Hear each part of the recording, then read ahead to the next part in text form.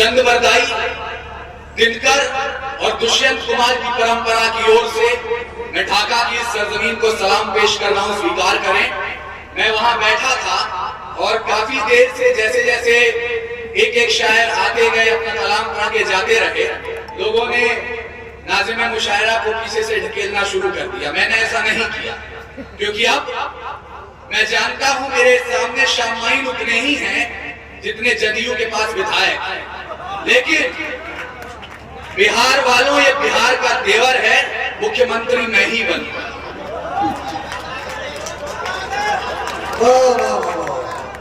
मैं दो पंक्तियों से अपनी बात और इन दो पंक्तियों पर आपने लैला बनती हुई देखी है, आपने यहाँ कौम का ईमान बनते हुए देखा है, लेकिन आपके और हमारे पुरखों ने क्या बनाया?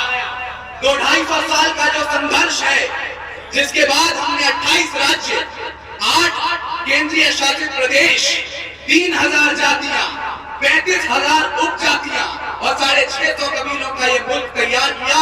ये ऐसे ही नहीं बना था। तारीख गवाही देगी इस लाल हकीकत की, खाना खाना पे तलवारों की रणगान बनाया है। तारीख गवाही देगी इस लाल हकीकत की, खाना खाना पे तलवारों की रणगान बनाया है। और खोद कर नाखून से गुलाम धरा को हमने बलिदानों की बुनियाद पे हिंदुस्तान बनाया। खोद कर नाखून से गुलाम धरा को हमने बलिदानों की बुनियाद पे हिंदुस्तान बनाया है।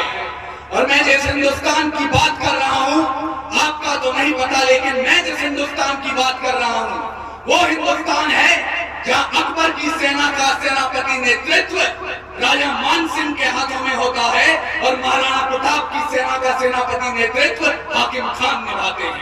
तो मैं उनको शब्द चढ़ाता हूं, हिंद जिनकी जान था, नाम हिंदुस्तानी जिनका मजहब हिंदुस्तान था। रक्त से रंगते थे धरती को अरियों की ललकार पर, जय हिंद का नारा सदा लिखा था जेलों की दीवार पर, और बदन पे बंधी थी बेड़ियां, दिल मगर आजाद था, और रक्त के अंतिम खतरे में भी भारत जिंदाबाद जिंदाबाद। रक्त के अंतिम खतरे में भी भारत जिंदाबाद था। उसके बावजूद कहा जाता है कि 14 अगस्त मध्य रात्रि 2 दस्तावेजों पर दस्तखत हुए और आजादी हमारी झोली में आ गई। माफ कीजिएगा, ऐसा नहीं हुआ था। अपने इतिहास को याद कीजिए, कतरा कतरा खून दिया था, दी जवानी जुनून दिया था, खड़े अंग्रेज माने नहीं तो गोलियों से भून दिया था। गोरियों के गाल नहीं थे ना आवाज वजीरों की, खनखनाहट गूंजती थी सेल्यूलर में जंजीरों की। राजनीति से मिली नहीं है, नहीं खरीदी पैसों से, सौदा लहू के मोल हुआ था भगत सिंह जैसों से। और मां ने गोली खाई थी, बेटे लटके फंदों पर, आजादी की टोली उठी है कुर्बानी के कंधों पर।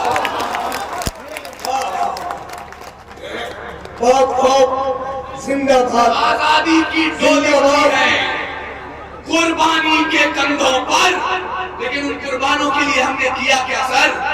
जिन सीनों ने ये ना पूछा गोली का अंजाम क्या है, राम क्या, रहीम क्या, हिंदुत्व क्या, इस्लाम क्या है, सपना केवल एक देखा, मुस्कुराता सा परिवेश दिखे, वो देख सके ना इसे मगर आजाद भारत देश दिखे।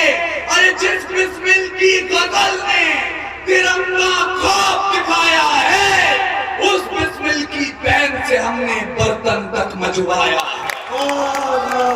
और बिहार की जमीन पर सच्चाई को एक दस्तक दे रहा हूं, और मुझे डरे सहमे हुए लोगों की तालियों की आवश्यकता भी नहीं है। जो मंदिर रखने लायक थी, राम प्रसाद बिस्मिल की बहन, जो मंदिर रखने लायक थी, वो देवी रंग की पनघट पर, और चुन चुन गुंडे भेजे हमने लोकसभा की चौखट पर। ये सिर्फ हवा में कहने वाली बातें नहीं है। वर्तमान संसद में 12 सांसद वो बैठते हैं जिन पर माफिया सदना होने के आरोप दर्ज है। 7 सांसद वो बैठते हैं जिन पर लूट, अपहरण और बलात्कार के मुकदमे चल रहे हैं और शर्म से नजरें झुक जाएंगी आपकी। 2 सांसद वो बैठते हैं जिन पर दुकान से सामान चोरी करने के केस चल रहे हैं। क्या बात, लोकतंत्र की महानता की बात कर रहे हैं साहब, और संसद की लोकसभा में खड़े होकर किसी एक कौम को आज गाली दे दी जाती है। हम सब ने वो शर्मनाक मंजर अपने टेलीविजन स्क्रीन पर देखा है। उसके बाद ईमान मजमे वालों, आपके समझ केवल एक बात कहना चाहता हूं। मैंने आजादी के इतिहास को पढ़ा है, गाया है, सुनाया है। एक पन्ना आता है जब 85 साल के बहादुर शाह जफर रंगून में नजरबंद थे। अंग्रेजों के एक चापलूस ने उनके नाम 2 पंक्तियां लिखी और जफर को सुनाई। कहा, दम दमे में दम नहीं है, खैर मांगो जान की। ऐ जफर छुटने लगी शमशीर हिंदुस्तान की। क्या उस बूढ़े शेर ने एक कील उठाई और जेल की दीवारों पर उन 2 पंक्तियों के साथ 2 पंक्तियां और शुमार की, जो एक हिंदू मां के बेटे के लिए मुसलमान भाइयों के ईमान का प्रमाण है। बहादुर शाह जफर ने कहा, आप कहते हैं दम दमे में दम नहीं है, खैर मांगो जान की। ऐ जफर झुकने लगी शमशीर हिंदुस्तान की। तो जवाब भी सुनते जाएं, गाजियों में बू रहेगी जब तलक ईमान की, तख्ते लंदन तक चलेगी तेग हिंदुस्तान।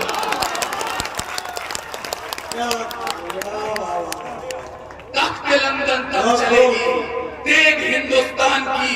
और हिंदुस्तान वो देश है जहां मुसलमानों की पहचान अजमल कसाब से नहीं होती, जो ताज होटल में घुसकर 166 लोगों को मौत के घाट उतार दे। इस मुल्क में मुसलमानों की पहचान होती है तो कब्रिस्तान के उन खुददार रखवालों से, जो बंबई कब्रिस्तान के बाहर खड़े हो गए और कहे मर जाएंगे लेकिन इस नापाक जिस्म को अपने कब्रिस्तान में दफन नहीं होने देंगे।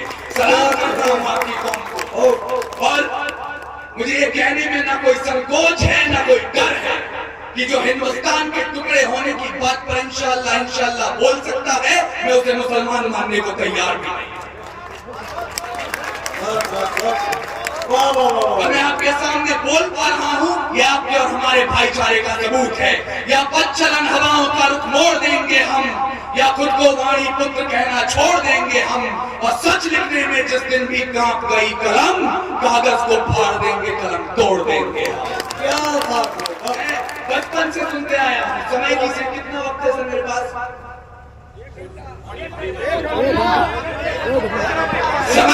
समय की अपनी सीमाएं हैं और मैं अपनी हदों को जानता हूं।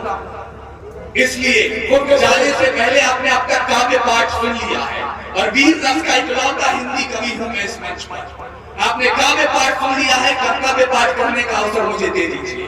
और कर्तव्य पाठ इसलिए करना चाहता हूं क्योंकि सच्चाई इस मंच के लिए बहुत आवश्यक है। यहाँ निशागढ़ बैठे थे, चले गए हैं, होते तो उनके समक्ष भी बोलता। 4 पंक्तियां पुनः सच्चाई के दरवाजे पर दस्तक दे रहा हूँ, और दरवाजा कितनी गर्मजोशी से आप खोलते हैं मुझे एहसास कराइए कि एक बिहारी सचमुच सौ पर भारी होता है, क्योंकि विधानसभा का प्रांगण हमको बेनूर दिखाई देता है।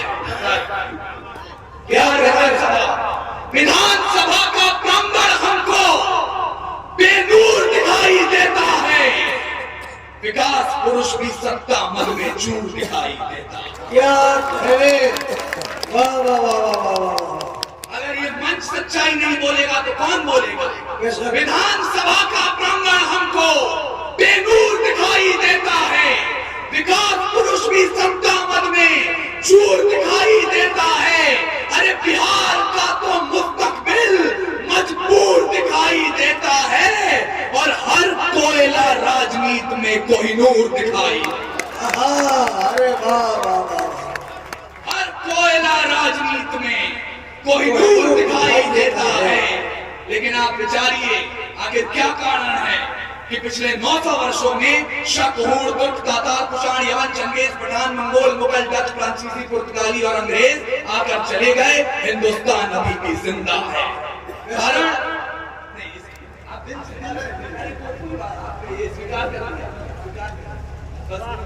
दिल से दिल की मोहब्बतें मिलती हैं तो शायद हम प्रदेश को बदल देगा। मैं अंतिम पंक्तियां सीधे सीधे आप तक पहुंचा रहा हूं, क्योंकि इस मुल्क को आज जिस बात की आवश्यकता है, शायद समय की सीमाएं खत्म हो जाएं, वो बात मैं कह पाऊं आपसे, लेकिन पहली उंगली मैं अपनी तरफ उठाना चाहता हूं।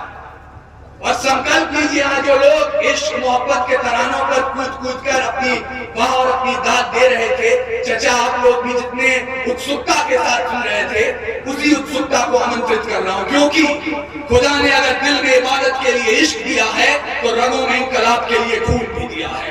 वो खून की हरारत को मत भूलिएगा। रावण नहीं हम पलने देंगे साधुओं के वेश में, चाहे आसाराम हो या राम रहीम। रावण नहीं हम पलने देंगे साधुओं के वेश में, और अफजल नहीं पनप सकते हैं अब्दुल कलाम के देश में। रावण नहीं हम पलने देंगे साधुओं के वेश में, और अफजल नहीं पनप सकते हैं अब्दुल कलाम के देश में। अरे फौलादी हिंदुस्तान है ये, दुर्योधन की जांग नहीं और भगत सिंह की मिट्टी पर खालिस्तान की मांग नहीं। हिंदू हो या मुस्लिम, उनके शीश नहीं कटने देंगे। अरे कसम तिरंगे की हमको फिर देश नहीं बनने देंगे। अंतिम 1 मिनट आपसे चाहता हूं और आप सबकी इजाजत।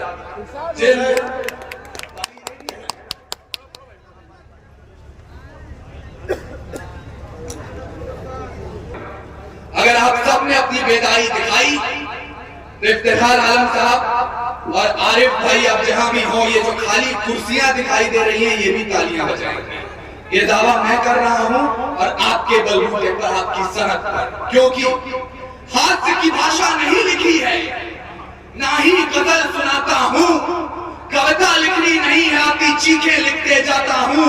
देश मेरा चल रहा है, आग लगी है सीने में, हुक्मराजा व्यक्त के हैं खून गरीब का पीने में, तो हिंदुवाद या इस्लाम का पक्ष नहीं मैं लाया हूं, घायल भारत चीख रहा है, चीख सुनाने आया। और ये देश सिर्फ सरहदों पर घायल नहीं होता है।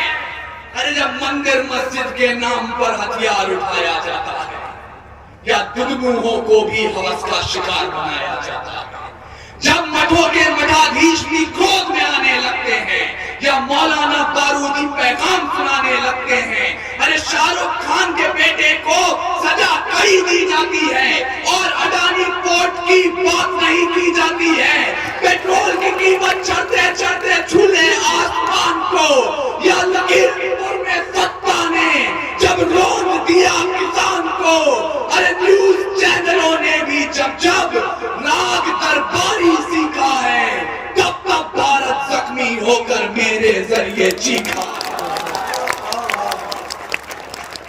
क्या बात है। तब तब भारत जख्मी होकर मेरे जरिए चीखा है। और अंतिम पंक्तियां मुझे विदा कीजिए, एक संकल्प लीजिए और हम आगे चरण में चले मुशायरे के। जिन लोगों तक ये बात न पहुंची हो उन्हें भी संकल्प दिलाइए, कसम उठवाइए। आज हमने कौम की नुमाइंदगी की बात की, आज हमने हिंदू मुसलमान एक करने की बात की, मोहब्बत की बात की, माँ की बात की, लेकिन मादरे वतन को मत भूलिए, भारत माता को मत भूलिए।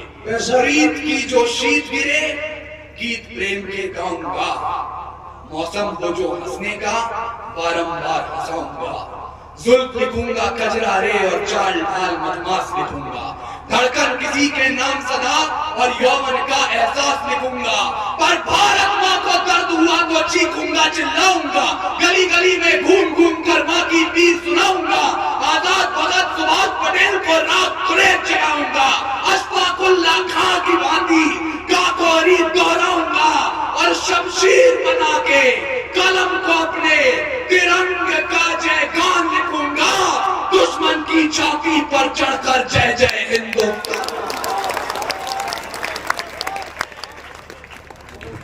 जिंदाबाद।